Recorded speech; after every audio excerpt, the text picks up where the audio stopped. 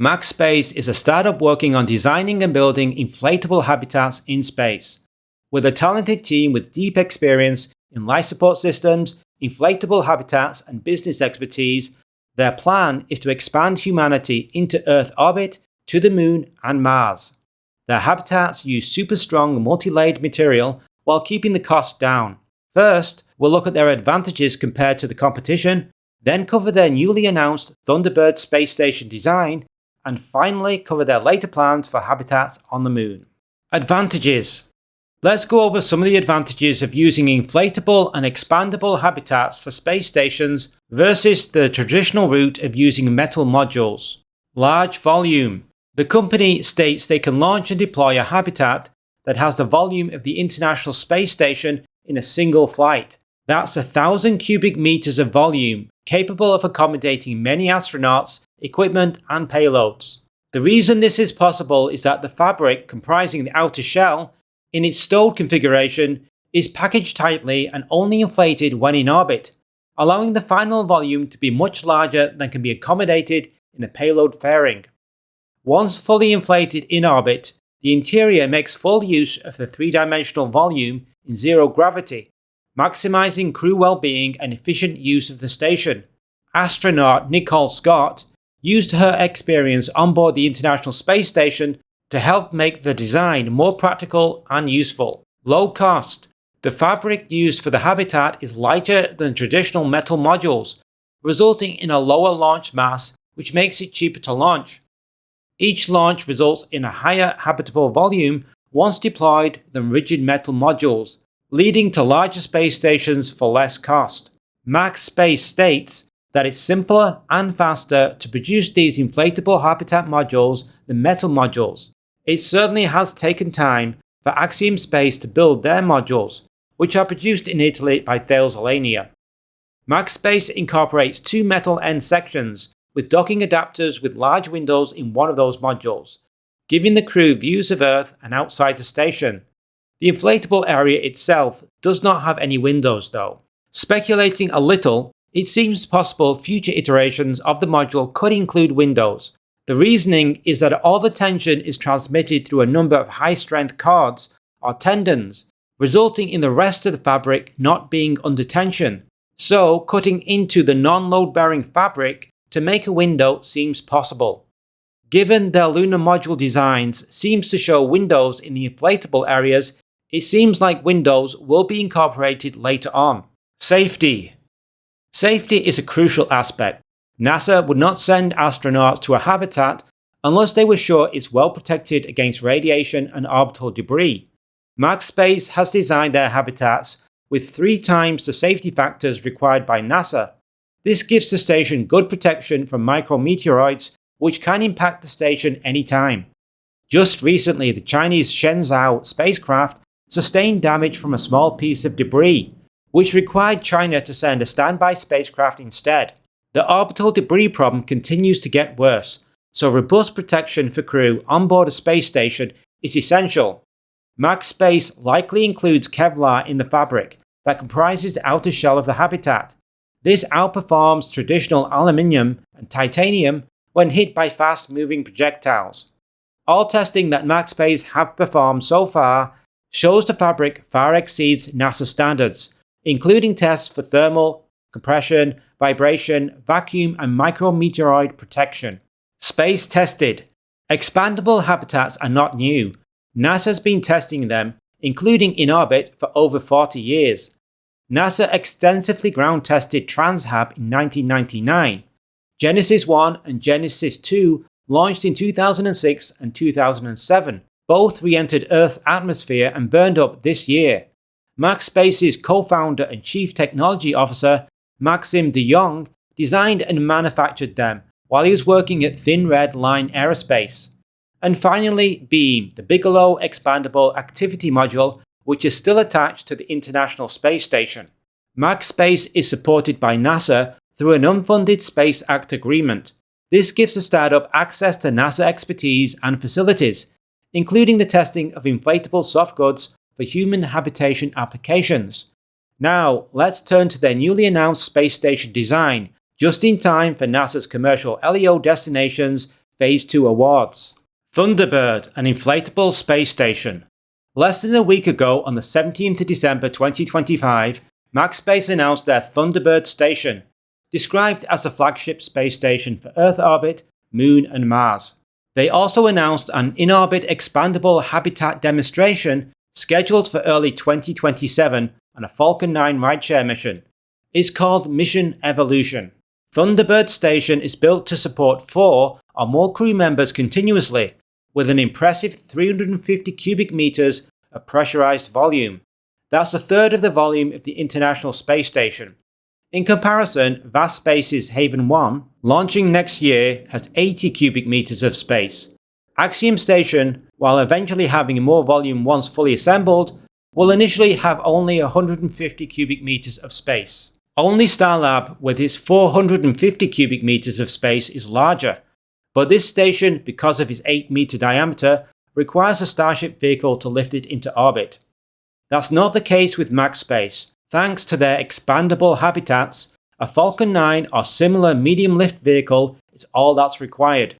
The MaxSpace station expands over 20 times in space once deployed and doesn't require any assembly. The interior of the Thunderbird station has a reconfigurable architecture, allowing astronauts to adapt the station depending on need, for instance for research, manufacturing, or living quarters. The design takes full advantage of the 3-dimensional volume in microgravity to create a more spacious and usable volume. The station has over 60 payload lockers installed, with room for more if required. MaxSpace mentions industrial-scale in-space manufacturing, often used by government or commercial missions. The company states the station can scale for surface habitats on the Moon and Mars.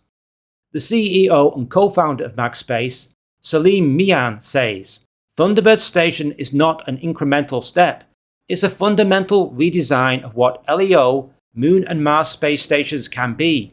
We're pioneering building space real estate that reflects how we'll live and work in space, this decade and beyond, unquote.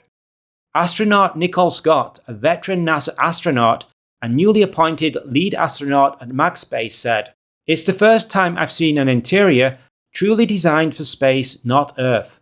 I'm excited that my over 100 days in space has been able to positively guide our team's designs and the functional customization of Thunderbird for future astronaut missions, unquote. Mission Evolution demo flight set for early 2027. On the smaller tech demo in early 2027, the company says the purpose is to test and verify on-orbit deployment of the expandable module. It will also test environmental control and life support systems. This tech demo is now in production after completing many years of testing.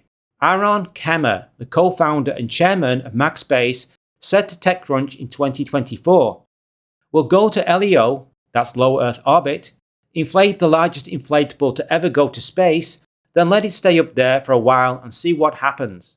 It will have some small customer payloads, but those are secondary. Once they prove out the concept with this small one, 2 cubic meters that expand to 20, which you might call bedroom sized, the real thing will be much bigger, as already demonstrated on the surface. Our first expandable module will be similar in size to current space station modules, ranging in the tens to hundreds of cubic meters. Eventually, we aim for thousands of cubic meters. This will not only help us on the way to orbit, but also on missions to the Moon and Mars, he said. He went on to say, I quickly realized that if we were ever going to bring real commercialization, large factories, housing, labs, etc., to space, we needed a lot more volume. Expandables are the only comprehensive solution that allows this to be possible, and no one in the world knows space expandables better than Maxim, unquote. Why commercial space stations matter. The International Space Station is planned to be deorbited and will burn up in Earth's atmosphere in 2030. The race is on to replace ISS with commercial alternatives before then. NASA launched its CLD, or Commercial LEO Destinations Program, to find and fund 2 or more replacement stations. The key advantage MaxSpace offers, according to them, is exceptional volume using standard medium launch vehicles like Falcon 9. Furthermore, the company states, their modules are faster, simpler and cheaper to produce and don't require any on-orbit assembly. These modules are well suited for long-duration missions due to their spacious interior. For instance, Haven 1 from VAST supports a crew of 4 for up to 30 days. A larger station would allow for more time, perhaps 6 months or a year at a time. For short-stay missions, the Thunderbird station can accommodate up to 8 people. It has 2 docking ports to support a visiting crew vehicle while also accommodating cargo vehicles for resupply of food, equipment or experiments. It's designed for sustained presence or variable missions with an expected launch date in 2029. Why did MaxSpace propose this station now? Well, their CEO stated that NASA's change of direction towards commercial space stations in June of this year was the reason.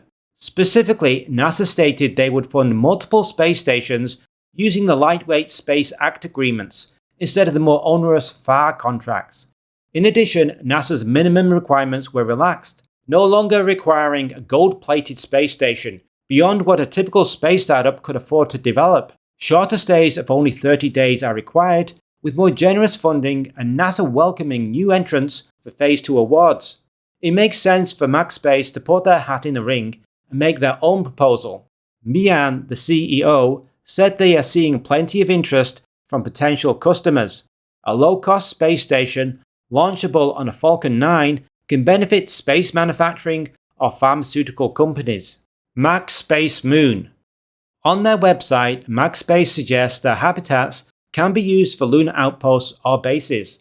Specifically, they mention rover garages, warehousing, farming, entertainment, tourism, and eventually living. Vendors on the website also show the habitats on the Martian surface. The competition. Right now, the companies with commercial space station plans are VAST Space, Axiom Space, Starlab Space, and Blue Origin. It's possible SpaceX could offer their Starship vehicle as a station in the Phase 2 bidding. They did this for Phase 1 but were not selected. VAST Space is launching a space station module next year, named Haven 1. Axiom Space is also building modules via Phase Lania in Italy. Starlab Space switched from possibly using inflatable technology to a hard metal shell a few years ago. MaxSpace would be the only contender offering an inflatable habitat design. Upcoming events.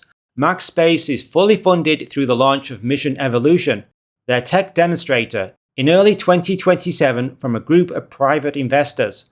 Their Thunderbird station bid for Phase 2 awards of NASA's commercial LEO Destinations program could unlock more funding, giving the company more credibility and unlocking future contracts from NASA, other space agencies, and commercial entities.